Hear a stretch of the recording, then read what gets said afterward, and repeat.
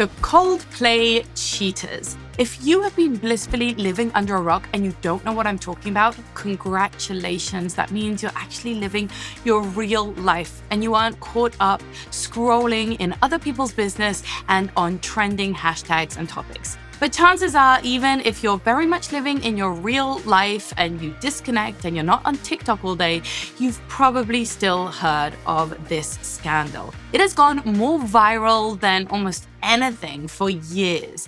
Every single outlet, from left to right, conservative to liberal, across the political spectrum and across the world, are fascinated and are weighing in on this particular scandal.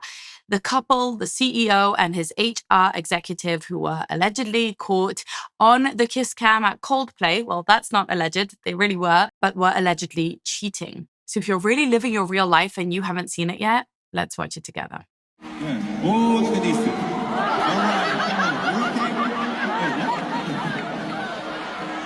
Either they're having an affair or it's very shy.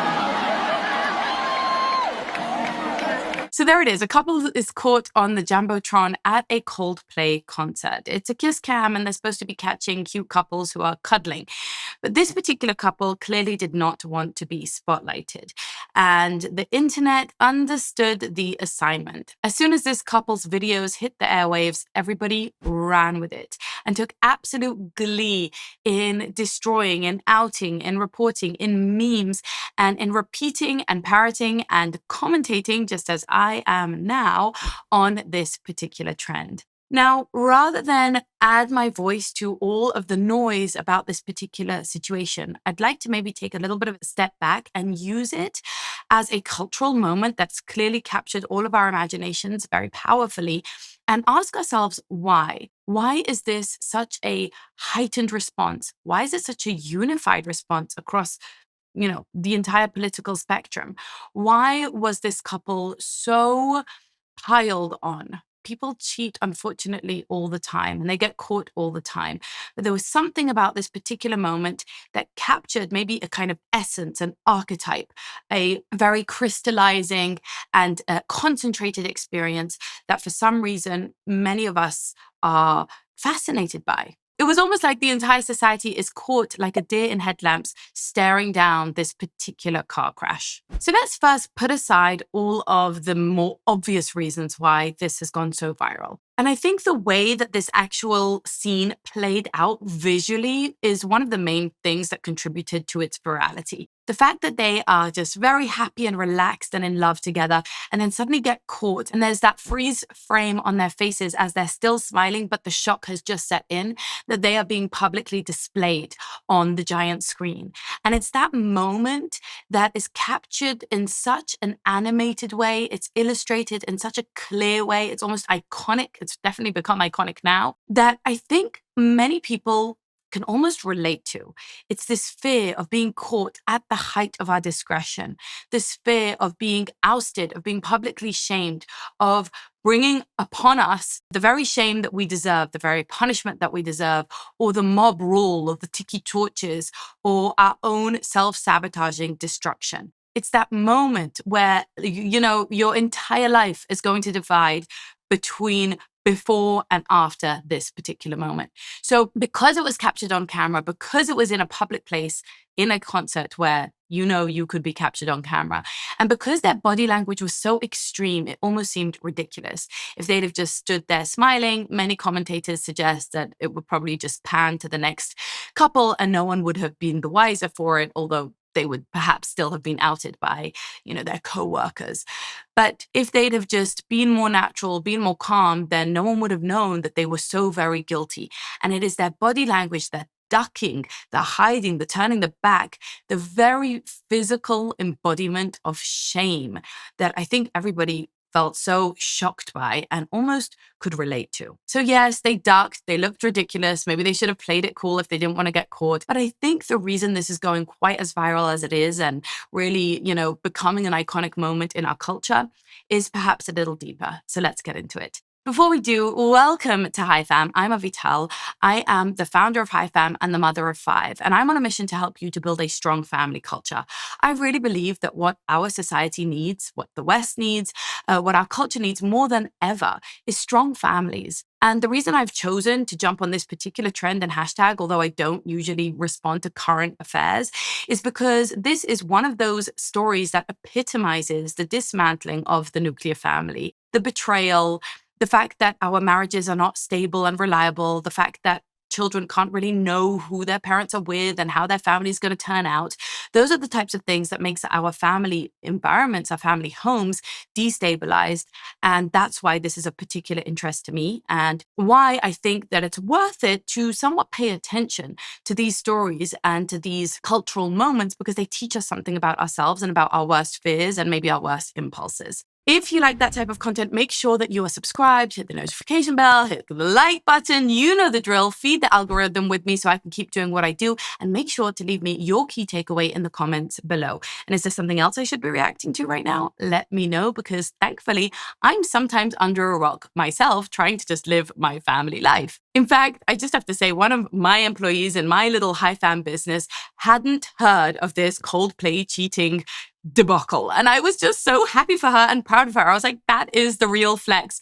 She's a mother of four and she was busy with her real life and her real family. And I would love all of us to be able to get back to that and not be, too distracted or too absorbed or invested in other people's families and other people's dramas, but rather in inoculating, immunizing, and strengthening our own. All right, let's talk about what I think the lessons might be from this story. The first is a lesson that might sound kind of semi-religious in a way, and it's the idea that you should always assume that you're being watched. Now, it's true that today, with all the cameras and the CCTVs and, the internet and everyone with their phones at every moment, you really could always be being watched, especially if you're going to a public event like a Coldplay concert. But I know that this is something I learned growing up in a religious household from a very young age, that one should always behave as though someone is watching you. I remember explicitly being taught that you should always eat with a knife and fork, even if no one's watching. And the idea was really that, manners are not just for other people. It's for you to cultivate yourself as a fine person,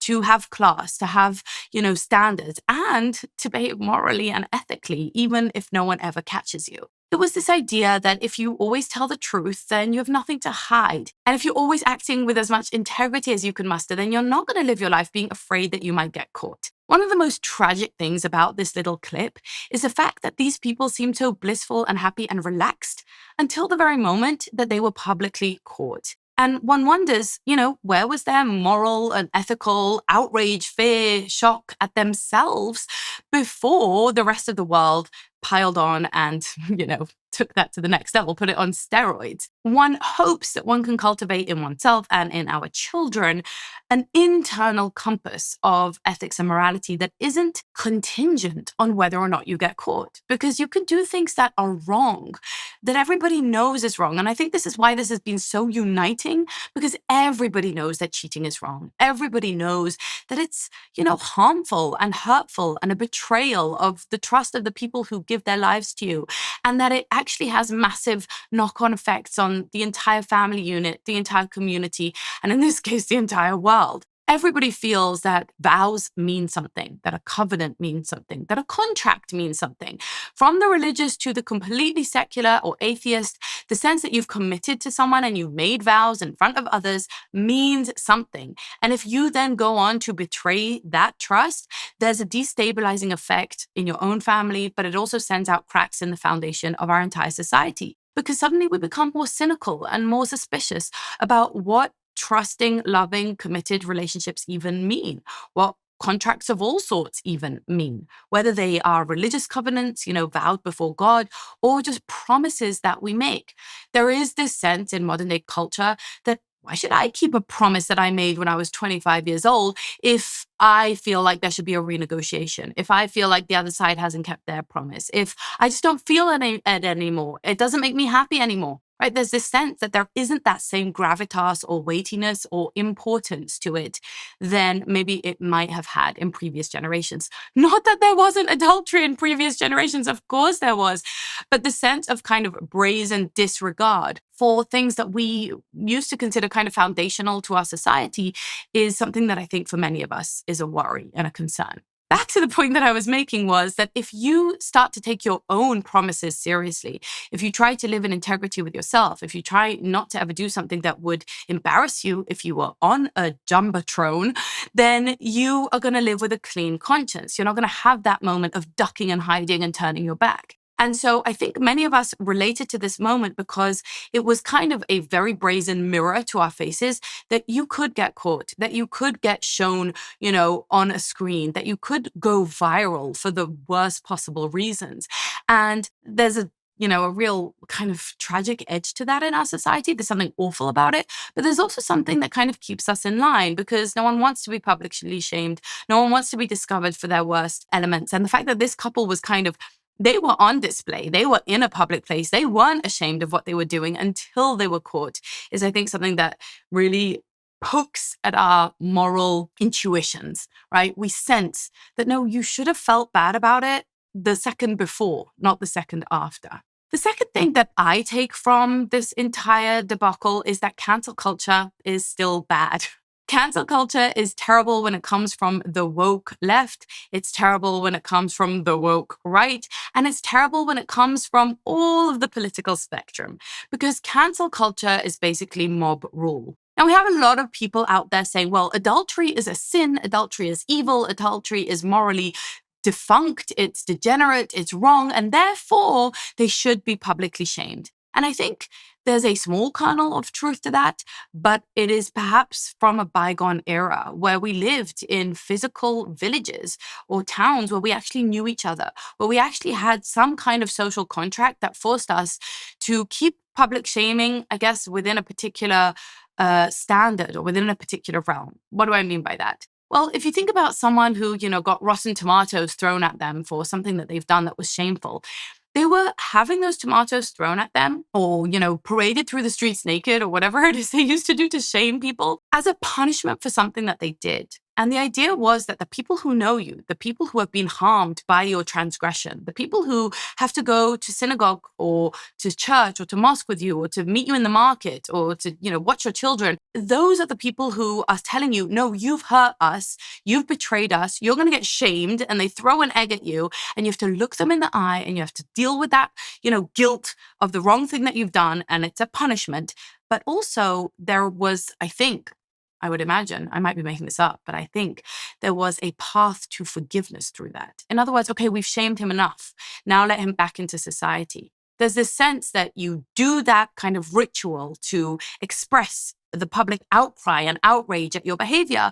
And then there is a pathway forward to, if you confess, if you, own up, if you make amends, if you pay your dues, if you serve your sentence to society, then you can come back into society's good graces. The problem is that when you take this particular system of public shaming, which we in modern society have outruled, we've said, no, that's inhumane, that's not, due process. This should go through, courts and through everybody getting a fair trial and a fair hearing. That was kind of the ideas that we were having as a society in maybe, just before the internet. It was a sense that we don't use shame, and certainly not public shaming, and certainly not mob rule to perform our, justice rituals anymore, but rather that we're using law and order, and that private non-legal matters were going to be settled within the relationships themselves. In other words, if the wife leaves, if his neighbors and friends are, maybe going to discredit him, or he might get fired, or she might, lose a relationship with their children. Or in other words, the shaming would have still been within the intimate circles of the people who were actually affected by this. What's happening with mob rule is that the mob takes things into their own hands, and cancel culture is a virtual reality. It's happening online. Now, it has very real effects, obviously, in terms of those individual psyches, obviously, in terms of the very big harm that it can inflict on their children, on their spouses, on, that company, on all sorts of things in real life. But it has very real effects, but it still is something that's happening on a global platform, completely anonymously and en masse, right? So these are the tiki torches or the rotten eggs or that chanting bloodlust mob, but they're doing so in a way that is disconnected from any of the social guardrails of, I actually know this person is going to come back into society, this is a pathway towards redemption, good or bad, there was a route to forgiveness, right? But the glee and the social bonding over this public shaming, right? The sense of like, come on, let's get them. They get what they deserve and we can, enact justice, and taking that justice into your own hands when it has nothing to do with you, when it is a private matter, when it isn't something that's got anything to do with you, even if adultery really is very wrong and very harmful. And I agree that it is. There is something so, in my opinion, so awful and so wrong about the mob coming at it, okay? Basically about cancel culture. I think it's lawless. I think it's chaotic. I think it's vengeful. I think it's completely out of control and disproportionate. Now, you might say to me, Avital, what's disproportionate? The man publicly, cheated on his wife, and so did the woman. She publicly cheated on her husband. And so they get theirs. They get what's coming to them. Whatever memes and whatever, butts of the joke they deserve it. But to that, I say, I'm someone, who believes more in having a structure to our justice system. When is it enough? When do we decide that they've had enough? If they live the rest of their life out in shame, if they can't show their faces publicly ever again, if their children are teased and bullied for eternity because they are, linked to this story, there's no due process. Now, I'm not saying there's ever a reason for adultery. I'm not going to excuse it no matter what, but we don't know what the mitigating circumstances were. We don't know if these couples actually negotiated an open marriage with their spouses. We don't know if their spouses were also cheating. We don't know if the marriage had died years ago and they were all just keeping up a front for, social niceties or for financial reasons or for the children. And this was kind of an unspoken arrangement between them. I'm not saying any of those things are good. I'm not in any way endorsing that. But I am saying that given that we don't know these people and we don't know what happened and we don't even know what this is really about, there's something so wrong and, outrageous really about the world just taking it into their own hands. And then the punishment often doesn't fit the crime. I mean, think about people who are actual serial rapists and murderers. The worst of the worst of the worst. Adultery is bad, but there are people who are far more cruel, harmful, violent, and terrible than adulterers. And think about those people who are offered a real defense, who are offered due process in court, who are offered rights in their jail sentence, who can get off for good time, who can maintain anonymity sometimes and privacy. They have so much more dignity than this couple does. And again, I think some people will disagree and say, no, they deserve whatever they get to them. But I just think it's not up to us to make those decisions. That's, I think, the problem with cancel culture is that there is no path to forgiveness. There is no way to come back from this.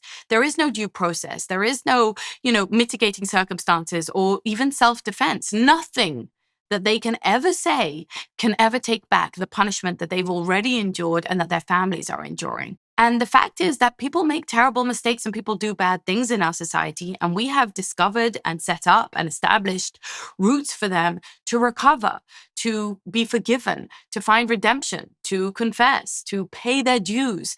And these types of mass mob cancellations don't offer any path to redemption or forgiveness. There is no grace. There is no mercy. There is no point at which people are like, okay, that's enough. Let's call it off now. So cancel culture is just too massive, too unforgiving. There's no route back into the gracious, goodness of good standing in society. And there's no forgiveness, which is something that I personally deeply believe in. I believe in forgiveness. I believe that people make mistakes, do terrible things. And the idea that we would now basically erase their ability to work, to show their face publicly, I think is a punishment that doesn't fit the crime. Hey, real quick before we get back to that point. Do you ever feel like your marriage is fine, but also kind of flat?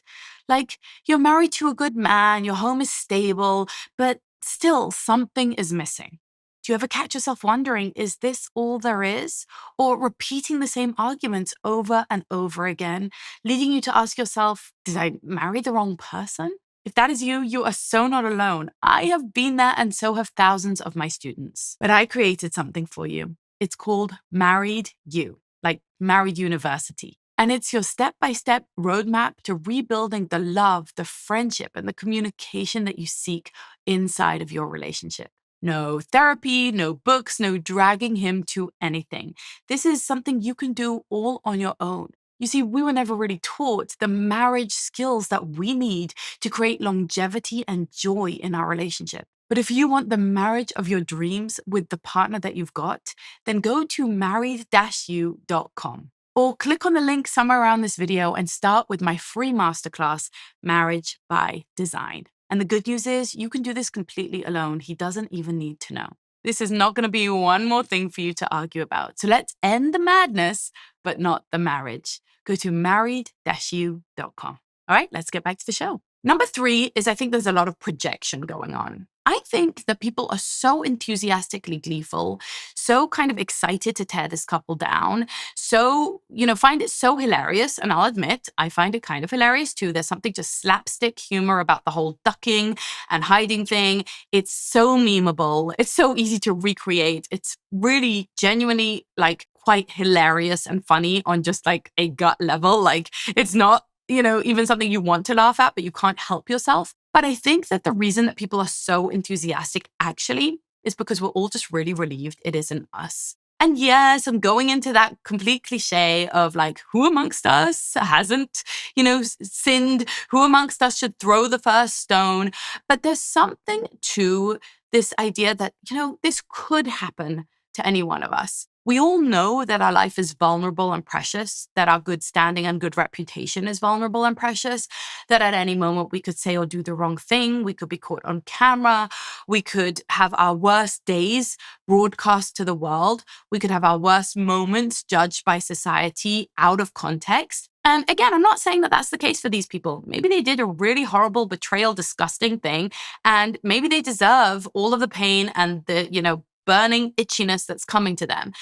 But I don't know that, and neither do you. And I think that the reason people get almost ecstatic, really energized by this story is that it taps into that awareness that we have that it could be any one of us. Any one of us could derail our marriage to a place where our partner cheats on us. Any one of us could be married to someone who we thought we knew, but we didn't really know. And they just didn't have the moral fortitude and the ethical stamina and the commitment that we thought they had. Any one of us could get, so drawn in and kind of seduced and lose ourselves and transgress and kind of push off the boundaries one after the other after the other. It starts with just a late night meeting and then, oh, let's take work back to your place. And then we're sharing things that we shouldn't be sharing. And then we get closer and we've just had an argument with our spouse and it's been years of fighting. And, these types of things happen routinely all the time. And I think we know that. I think we know that relationships are fragile, that life is fragile, that we ourselves could be in these places. We could be found in the wrong place at the wrong time, doing the wrong thing. And so could we be the victim of that circumstance. We could be the perpetrator or the victim, and it's terrifying.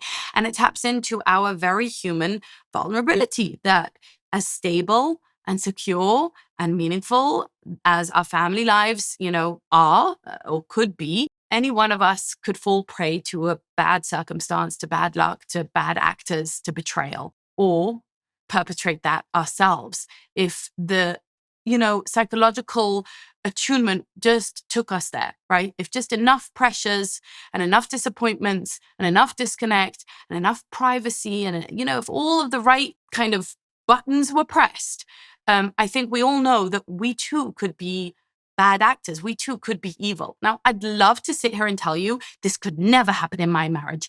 I could never do this. But I just know that human nature is fallible, that we are, fallen, that we are sinners, that we are weak, and that it is possible. And that, in fact, if you want this not to happen, you have to be putting up guardrail after guardrail after guardrail. I talk about this often in my coaching when people say to me things like, is it okay for my husband to have a really close coworker who's a woman? Is it okay for me to call a guy at work my work husband, right? And I'm thinking, no, like this is how this starts. This is how it happens. I don't actually, to be honest, I'm going to sound so old school here, but I don't think we've quite figured out how men and women can work together in society yet. Like, I'm not sure we quite understand how to have non-married, non-family couples working together in close proximity day after day for hours and for years, and not have all of these kind of extreme cases that we have, such as the entire Me Too movement, such as this particular scandal. Like, I'm not sure we've negotiated the terms of that very well, because for me, and definitely like kind of the society that I grew up with, there are a lot of guardrails that need to happen in order to not leave people even the opportunity. Like, even if you are the strongest person, even if you're madly in love with your partner, even if you are so, morally and ethically clear, even if you're deeply religious, even if you're deeply committed, even if you know the right from wrong, if enough things happen in a particular sequence, you too could be led astray. You too could lead yourself astray. Okay. And I think we need to know that about ourselves. And I think people do know that about themselves deep down. And that's kind of why they take such pleasure in someone else's downfall. Like, at least it wasn't me. It's a sense of relief. Like, oh, I'm so glad to not be the one caught on that awful camera. I think if you were like Tracy on my team, who hadn't even heard about this story, wasn't even fussed about the story, doesn't have to look at social media, didn't take much interest in this story because she's so confident and calm and so focused on her own home. It kind of reminds me of Byron Katie's idea that if you're in someone else's business, who's minding your business? And there's something about all of us being mesmerized by celebrities, celebrity divorces, or by the Kardashians, or whoever it might be that's capturing our imagination, that's kind of drawing all of our energy and attention away from our own homes, away from our own marriages. If your focus was on making your marriage the best it could possibly be, the healthiest, strongest, most wonderful it could possibly be, then this story wouldn't really draw us in. Like, we wouldn't really be so it's like, oh, shame. That's really sad. I'm sorry for their families and I wish them well. And I hope that they, find some way to recover, redeem themselves and move on and not hurt their spouses and children anymore. But there's something about it that captivates us, I think, because we're not minding our own business and because we feel that jittery concern that it could be me. Number 4 is that hypocrisy is real. I've made videos over the years sharing about my own hypocrisy, things that I've preached, things that I've taught that I haven't upheld myself to the standard that people would expect, or ways I've changed my mind and evolved and, done different things over the years. Like, I used to talk about homeschooling and I don't homeschool anymore, or I used to talk about gentle parenting and I don't really align with that anymore. And every time I share something that I've changed my mind on or moved on from, or I'm not living really to the full behind closed doors, I have students saying, what? But you were the person I was looking to. I held you on a pedestal as someone who epitomized this particular lifestyle or choice. And if you're not doing it anymore, I feel this kind of like a sense of betrayal. Now, I can kind of get that. I understand why they might do that, but it's only if they're putting me on a pedestal, which I highly recommend against. I'm really not the person to put on a pedestal. And every time I have an argument with my husband or I feel stress and I'm like yelling at my kids, I think, oh gosh, I'm being a hypocrite. These are the things that I exactly teach against. And I need to make very, very sure I have to work, very, very hard to make sure that I'm constantly bringing transparency and authenticity to show the very difference between the things that I preach and teach and the things that I actually manage to implement in my own particular life. And there's a gap there. Like, of course there is. And I think that one of the problems that we face as a society today is kind of this idol worship of influencers, of celebrities, of people we hold up on a pedestal, and of people who hold particular titles. In my case, parenting coach or marriage coach, you're going to hold that on a particular pedestal and assume that I reach particular high heights in my own relationships. And yeah, I strive to, but no, I don't. I'm, really, unfortunately, extremely humanly flawed in all of those areas. But here, I think the hypocrisy was that we were talking about, a CEO and an HR exec. As a culture, we've gone through several years of people from places like human resources telling us to be more appropriate, telling us that we shouldn't ask someone where they're from, or subjecting us to DEI trainings that are all about microaggressions, microsensitivities, being extra careful and tripping up over your words, body language, tone, facial expressions, eye contact, to not ever make anyone feel uncomfortable in any kind of way. We've gone through years, and if you're in corporate, then you've gone through hours and hours of these trainings telling you to be, cleaner than the Pope and to be really, really careful and to never have any kind of inappropriate relationships at work. Now, like I said, I personally think we haven't solved this whole issue. Like, I don't know, maybe it's just because I grew up in the 80s and 90s, but I always thought you meet people at work and that would be a great place to actually meet your future husband and wife. And I think it's becoming really hard for people to meet people in real life. And now, they can't date their coworkers. I get it when it's kind of, a subordinate and there's a power play, etc. But here it was that. It was the CEO and his HR exec who is the epitome or the symbol, right? She's kind of an icon of that wagging finger of that person who's calling you in to tell you off for being inappropriate. And then to discover that she was in an extramarital relationship with someone who was her superior at work. I think, it just made a lot of people mad that they've been told not to be friendly with a coworker or whatever. And then to discover that this was happening, in the company. And that became almost like an archetype or a symbol for the hypocrisy, for the person who is morally superior, who is on their high horse, who feels very comfortable, telling you off and moralizing at you and wagging their finger at you and clutching their pearls at you for being, a normal human and, lecturing you about microaggressions or about, cultural sensitivities.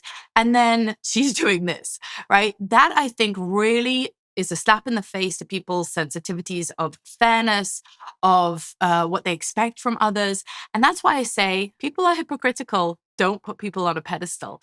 It's really important to know that no one is above bad behavior. No one could never disappoint you. I've seen this in my own community where people maybe held rabbis in incredibly high esteem. You saw this in the Catholic Church, where people held priests in incredibly high esteem. People often hold online influencers or celebrities or people in their family in this very high esteem. And it's great to hold people in high esteem, but you always need to leave room for the fact that people are flawed and people are human and people can sometimes be doing things that would shock you, that are entirely antithetical to everything that they themselves preach, that people can be hypocritical, and that you've got to kind of keep your idol worship of people low, right? Like I admire them, and until they gave me reason not to admire them, I'll continue to hold them in high esteem, but awareness that they may not be, squeaky clean. Number 5 takeaway that I have from this particular scandal is the dismantling of the nuclear family. Like I said, adultery is not a new thing, but in some circles today, it's really kind of been normalized. And it goes along with other memes and trends and belief systems that have become popular that are all kind of anti the nuclear family, right? Anti two parents, having children, living together in a loyal unit, and building a home. Things like glamorizing divorce, things like glamorizing the DINK lifestyle, dual income, no kids, which are basically couples that are choosing to be child-free by choice. Things like delaying marriage, things like open marriages, and all sorts of polyamory, etc. These are the types of things that have become more and more popular over the last few decades. And I think one of the things that this particular trend tapped into was the sense that even people who are in a committed relationship, even people who do have children, even people who are living that traditional family values lifestyle are not adhering to it, are not upholding it. And it causes a real kind of tragedy or sadness or suspicion inside of society. I think everybody comes home that day and looks at their spouse a little bit, cautiously, like, could you do that? Are you doing that? Have you done that? Right? It causes us to feel a certain cynicism about the whole project of the nuclear family. It causes us to question whether it's really working for anyone. And these are not victimless crimes. I'm not talking about being child-free or getting a divorce or delaying marriage or all of that thing. I'm talking about adultery is not a victimless crime, right? It's deeply hurtful and scarring, really, and traumatic for your spouse, for your children, for the other person's spouse and children, for their community, for the people around you. People feel awkward and uncomfortable looking at you, knowing that you betray, knowing that you cheat, knowing that you've lied, knowing that you're not trustworthy. Those children have to live with that for the rest of their life. And it affects them and it affects their outcomes deeply. If you have a daughter and you have cheated on your wife, for example, like this CEO did, it's going to completely reshape the way she thinks about men, about her future marriage, about her levels of trust. If you have a son, it's going to completely rethink the way he thinks about men and trust and future relationships. It affects them differently, but it affects them powerfully. If you then go on to get a divorce, that is going to highly increase their chances of getting a divorce in the future. If you then go into financial ruin, that is going to destabilize a family and cause a lot of pain and trauma as well. And so it's a really, a deep fracturing, maybe a breaking really, of a household, right? It breaks a family apart. And that also breaks a community apart because when there are strong families, they host other people, they're friends with other people, they support their friends, when they're giving birth or when they're traveling or when they're going through a hard time or when there's been a diagnosis. And that's one less pillar in that community that other people can lean on and rely on. They are no longer a weight-bearing wall. They are now a needy group, right? They need kind of support and help and figuring it out. And they've brought shame on themselves, these cheaters have, and on their families. And even though maybe potentially their wives and husbands did nothing wrong and their children did nothing wrong, they're going to suffer the consequences of something that they did not choose. And so it's really quite sad, right? It's a dismantling of the nuclear family for themselves, but it's also going to kind of create a destabilizing effect for everyone else. And it causes society in general to say, well, maybe marriage isn't working. Maybe we can't have that dream of the lifelong monogamous romantic relationship. Maybe it was a farce to begin with. Look, 40% plus get divorced and the rest of them are probably cheating. It doesn't even work, right? It just causes that cynicism around the entire project. And you see it in people like Andrew Tate, who's incredibly popular. And he says, yes, there's nothing in it for us men. Men should be allowed to cheat by basically not getting married to begin with. So it's not cheating, just having multiple partners. Don't get trapped in marriage. It is a trap. And I think that's a shame because I believe that marriage is a really great institution, actually, for a lot of people, potentially. And that will lead me to my final point here, which is that I still absolutely believe that meaningful, lifelong marriage is possible. Marriage is not some terrible trap. It's a really amazing way to ensure as much stability as possible for you and for your children and for your future. And it's sad that this kind of, scandal makes the rest of us feel really suspicious because yes, it could happen to anyone. And we all know that we're vulnerable to, terrible mistakes and terrible choices. Building lasting love and trust is also a possibility. And I think that maybe a lot of people in my audience have not actually seen that. But I'm lucky enough to have seen it firsthand. So I can bear witness to the fact that it is not only possible, but that it's also really desirable. This is the way to live your life and to age and to build, meaningful connections and to feel safe, secure, loved, have deep friendship, have deep, meaningful projects together, such as raising your children. But the thing is that it doesn't just happen by accident. I've seen many very strong marriages for over 20, 30, 40, even 50 and 60 years. But none of those marriages remain strong for the duration without very intentional and clear boundaries and expectations and mutual agreements and negotiations and communication. And so it does not happen by accident. And if you leave it up to default, then the marriage won't sustain and won't survive. And yes, any one of us could derail ourselves and our partners so much that either one of us cheats on each other. That could happen. And in some ways in our Western culture, there's so much kind of degeneracy around this that it will happen if we don't guardrail ourselves from that. So what do I mean when I say guardrail? Well, if you want a lifelong sustainable, romantic, passion, desire-filled marriage, then you kind of have to leave no stone unturned. You can't leave things festering and ruminating. You can't allow resentment to build. You have to flush out these narratives and stories that are holding you back from an absolute, complete, pure, direct, powerful love with your partner. You have to have really tough conversations on a regular basis in order to make sure that you're not holding up, all of that inside of you. You have to do a lot of mindset coaching for yourself, where you learn to see your partner, in the most charitable, generous possible view, and not be constantly critical and nitpicking and nagging and difficult. You have to learn how to be satisfiable and how to get satisfied in your relationship. Learn what it is you need. Learn how to articulate what it is you need.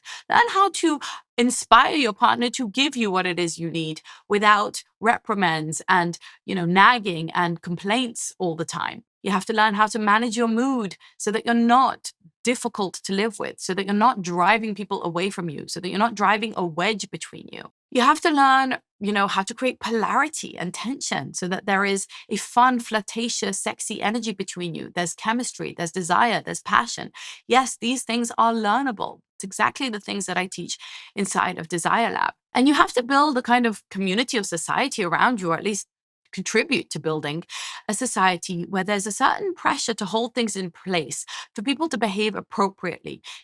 Maybe a society where it's not considered acceptable for men and women who aren't married to each other to be alone in a room together for whatever reason, or where we don't, flirt or touch people who we're not married to. These are the types of guardrails that societies that value marriage tend to build.